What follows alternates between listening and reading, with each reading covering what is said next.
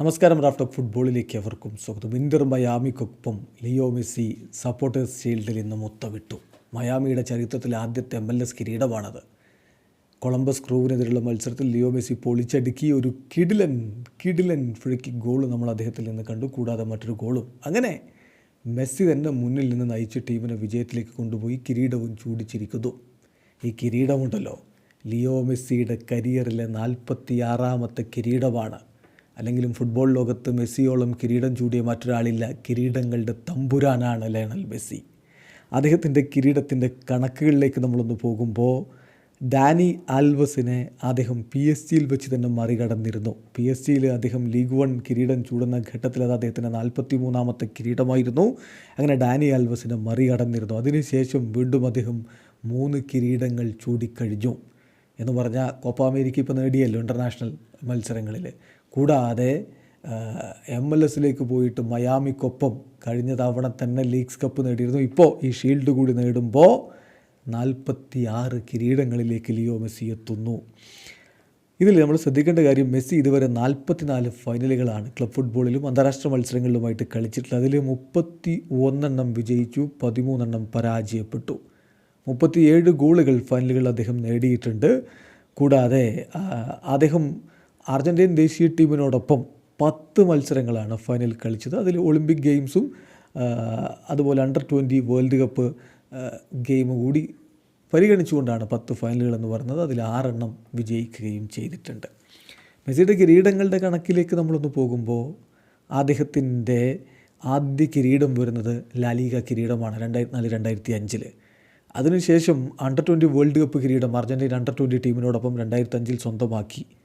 3ാമത്തെ കിരീടം വരുന്നത് champions league കിരീടം 2005-2006. 4ാമത്തെ കിരീടം ലാലിഗയിലെ കിരീടം 2005-2006. അടുത്ത കിരീടം വരുന്നത് സ്പാനിഷ് സൂപ്പർ കപ്പാണ് 2005-2006. 6ാം കിരീടവും സ്പാനിഷ് സൂപ്പർ കപ്പായിരുന്നു 2006-2007. 7ാം കിരീടം വന്നത് ലാലിഗയിലെ കിരീടം 2008-2009. 8ാം കിരീടം ബീജിംഗ് ഒളിമ്പിക്സിൽ അർജൻറ്റീനക്കൊപ്പം അദ്ദേഹം സ്വർണ്ണ മെഡൽ നേടി 2008. 9ാം കിരീടം യുവേഫ ചാമ്പ്യൻസ് ലീഗിലെ കിരീടം 2008-2009. 10ാം കിരീടം സ്പാനിഷ് സൂപ്പർ കപ്പ് 2009-2010. 11ാം കിരീടം കിങ്സ് കപ്പ് 2008-2009. 12ാമത്തെ കിരീടം ക്ലബ് വേൾഡ് കപ്പ് 2009. 13ാമത്തെ കിരീടം ലാലിഗ കിരീടം 2009-2010. 14 യൂറോപ്യൻ സൂപ്പർ കപ്പ് 2009-2010 അത്. 15 ചാമ്പ്യൻസ് ലീഗ് കിരീടം 2010-11. 16 സ്പാനിഷ് സൂപ്പർ കപ്പ് 2010-11. 17 ലാലിഗ കിരീടം 2010-11. 18 കിങ്സ് കപ്പ് 2011-12. 19ാം കിരീടം ക്ലബ് വേൾഡ് കപ്പ് 2011. 20ാമത്തെ കിരീടം യൂറോപ്യൻ സൂപ്പർ കപ്പിൽ 2011-12 മുത്തമിട്ടത്. 21 സ്പാനിഷ് സൂപ്പർ കപ്പ് 2011-12. 22 ലാലിഗ കിരീടം 2012-13. 23 സ്പാനിഷ് സൂപ്പർ കപ്പ് 2013-14. 24 ലാലിഗ കിരീടം 2014-15. 25 കിങ്സ് കപ്പ് 2014-15. 26 ചാമ്പ്യൻസ് ലീഗ് കിരീടം 2014-15.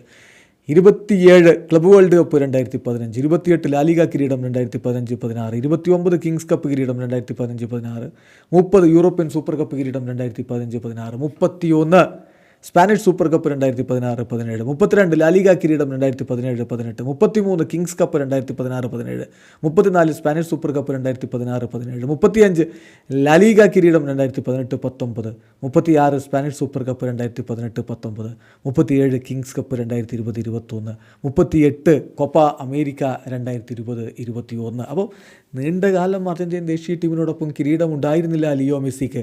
ആ അണ്ടർ 20 വേൾഡ് കപ്പും ഒളിമ്പിക്സും ഒക്കെ പറഞ്ഞുകൊണ്ട്, അതായത് ജൂനിയർ തലത്തിലെ കിരീടങ്ങളൊക്കെ പറഞ്ഞുകൊണ്ട് ഇങ്ങനെ അഡ്ജസ്റ്റ് ചെയ്ത് നിൽക്കാറായിരുന്നു ആരാധകർ. പക്ഷേ മെസ്സിയുടെ ദേശീയ ടീമിനോടൊപ്പമുള്ള കിരീടത്തിൻ്റെ വരവ് 2021 കോപ്പ അമേരിക്കയോടുകൂടി ആരംഭിച്ചു. ആ കിരീടം ലിയോ മെസ്സിയുടെ കരിയറിലെ 38ാം കിരീടമായിരുന്നു. 39ാം കിരീടം.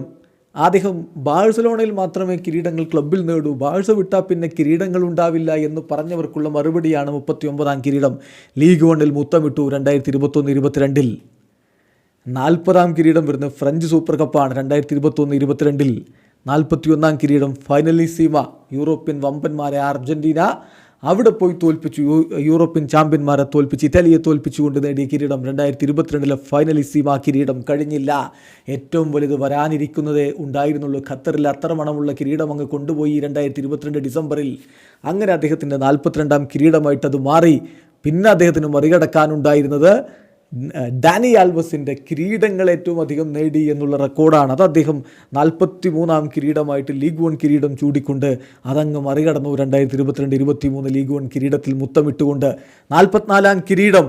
യെസ്, യൂറോപ്പ് വിട്ട് അദ്ദേഹം അമേരിക്കയിലേക്ക് പോയി, MLS ചേക്കേറി. അവിടെ നടന്ന ലീഗ്സ് കപ്പ് കിരീടം 2023 അദ്ദേഹത്തിൻ്റെ ലാൻഡിങ് തന്നെ കിരീടത്തിൽ മുത്തമിട്ടുകൊണ്ടായിരുന്നല്ലോ.